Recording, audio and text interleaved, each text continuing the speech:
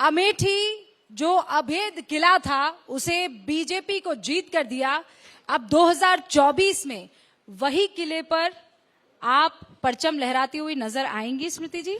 देखिए, भारतीय जनता पार्टी की सेना तो तैयार है, सेनापति भी तैयार है, परचम भी तैयार है।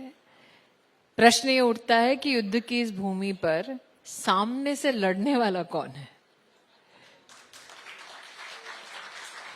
क्योंकि हर दिन कोई नया वाक्य सुनने को मिलता है, हर दिन कोई नया कैंडिडेट प्रस्तुत होता है। तो मुझे लगता है 2024 आते आते दूध का दूध पानी का पानी पुनः हो जाएगा। तो आप अमेठी में ही रहने वाली हैं? मैंने पहले भी कहा था और आज भी कहती हूँ, 2014 के चुनाव के बाद भी कहा था, 19 के चुनाव के बाद आज तक कहती आई हूँ कि उनमें और मुझ में एक बहुत बड़ा फर्क है। जो अपने आप को घोषित करते हैं या करवाते हैं वो अपनी पार्टी के मालिक हैं, मैं अपनी पार्टी की कार्यकर्ता हूँ। और कार्यकर्ता का स्वभाव ये है कि जो पार्लियामेंट्री बोर्ड डिसाइड कर ले वहां से वो व्यक्ति लड़ेगा। तो आपका मैं ध्यान आकृष्ट करूंगी कि मैं साल 2004 में 27 साल की उम्र में अपना पहला चुनाव लड़ी थी चांदनी चौक से, और मैं 2 बार गुजरात से राज्यसभा की सांसद रही हूं। तब भी मेरी पार्टी ने तय किया था मैं कहां से लड़ूंगी, कहां जाऊंगी। 24 में भी मेरी पार्टी तय करेगी। लेकिन फर्क ये है कि 2014 में जब मैं पहली बार अमेठी लड़ने गई थी तो 60% बूथों पर मेरे पास टेबल लगाने के लिए कार्यकर्ता नहीं था।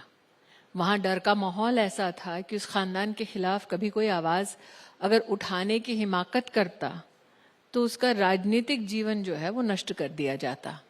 तो डर के मारे तब लोग निकलते नहीं थे। 19 आते आते हम हर बूथ पर अपना एक टेबल लगा पाए, इतनी हमने अपनी औकात कर ली। और 19 के बाद 2022 का भी चुनाव हुआ, तब तक हम बूथ पर 20,000 लोग थे, आज हम बूथ पर 60,000 लोग हैं। कोई नहीं से 60,000। तो मैं एक नहीं हूं, जब मैं पहुंची थी अमेठी तो भले ही एक थी, आज हम 60,000 हैं। अजय राय तो कह रहे हैं बीजेपी को 2019 के बाद हमारे राष्ट्रीय अध्यक्ष जी का यह आह्वान था कि हम देश भर में मेंबरशिप ड्राइव चलाएं। तब आपको याद होगा कि बीजेपी विश्व की सबसे बड़ी राजनीतिक पार्टी बनकर उभरी, और अमेठी में 2019 के बाद 90,000 नए कार्यकर्ता और मेंबर्स जुड़े।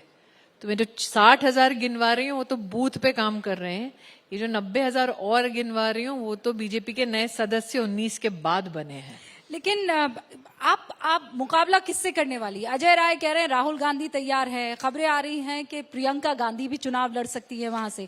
तो क्या स्मृति ईरानी वर्सेस प्रियंका गांधी हो सकता है? लोकतंत्र में कौन कहां से कब चुनाव लड़ेगा या लड़ना चाहेगा ये सबका अपना निजी विषय। अगर किसी पार्टी विशेष में मालिकाना हक गांधी खानदान का है तो ये उनका विषय है। मेरी पार्टी में पार्लियामेंट्री बॉडी डिसाइड करती है। लेकिन जो हवा काट के रखा है सबने कि उनका आना मतलब बहुत बड़ा कोई तहलका हो जाएगा, तो मैं बड़ी विनम्रता से कहना चाहूंगी, साल 2014 और 19 दोनों चुनाव में सपा, बसपा और कांग्रेस का एक कंसोलिडेटेड कैंडिडेट था राहुल गांधी।